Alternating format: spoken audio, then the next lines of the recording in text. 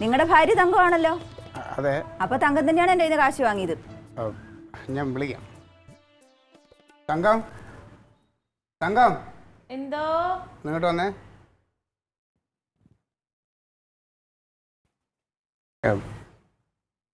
എന്താ ക്ലീറ്റ? അയ്യോ, ഇതാരാ? എവിടെയായിരുന്നു?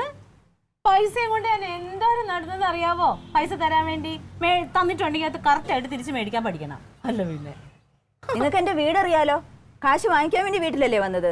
അപ്പൊ തിരിച്ചു തരാൻ വീട്ടിൽ കൊണ്ട് തരണം. തിരിച്ചു വരണ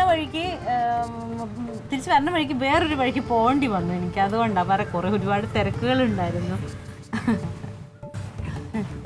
എന്താ വന്നേ? എന്റെ കാശിന് വേണ്ടി തന്നെ ഞാൻ വന്നത്.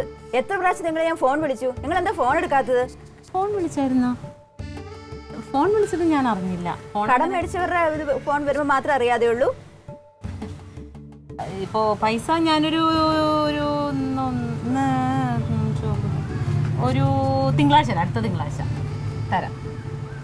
എന്താന്ന് വെച്ചാലേ പൈസ ഒരു ചെറിയ തിരിമറി പറ്റിപ്പോയി, അതുകൊണ്ടാ. എനിക്കതൊന്നും അറിയണ്ട. നിങ്ങൾ തിരിക്കുക മറിക്കുക എന്ത് വേണേലും ചെയ്തോ, എനിക്ക് എന്റെ കാശ് കിട്ടിയാൽ മതി. അല്ലേ, ഇതിപ്പോ ഇങ്ങനെ കിടന്ന് ചൂടാവേണ്ട കാര്യം എന്ത്? പൈസ ആവുമ്പത്തേനും കടം കൊടുക്കും, മേടിക്കും, പൈസ ഉള്ളപ്പോ തിരിച്ചു കൊടുക്കും. അങ്ങനെയല്ലേ എല്ലായിടത്തും നടക്കുന്നത്.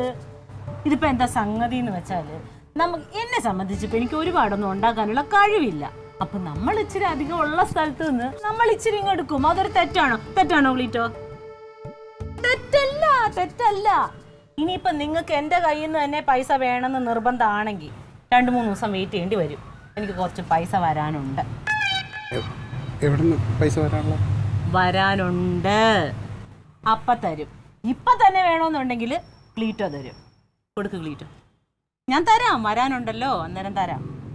അതിന് ഇത്ര മാത്രം കിടന്ന് പ്രസംഗിക്കേണ്ട കാര്യമില്ല. ഇത് എനിക്ക് നിങ്ങളുടെ കയ്യിൽ നിന്ന് തന്നെ പൈസ വാങ്ങിക്കേണ്ട കാര്യമൊന്നുമില്ല. നിങ്ങളുടെ കെട്ടിയോൻ തന്നാലും മതി എനിക്ക് കാശ്. തരുമല്ലോ, എന്റെ കെട്ടിയാൻ നിൽക്കുമല്ലോ. എന്റെ കെട്ടിയാൻ അങ്ങനെ ആരും പറ്റിച്ചിട്ട് പോകുന്ന അത് തന്നെയാ പറഞ്ഞത്. തരുമല്ലോ, അത് മതി. ഇതൊരു പ്രമുഖനായ മനുഷ്യനാണ്, അങ്ങനെ ആരും പറ്റിക്കില്ല.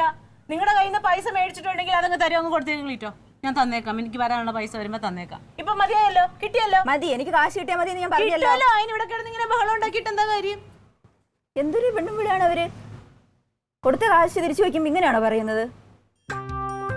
എനിക്ക് ആരായാലും കാശ് തന്നാ മതി, കെട്ടിയോനായാലും കെട്ടിയോളായാലും.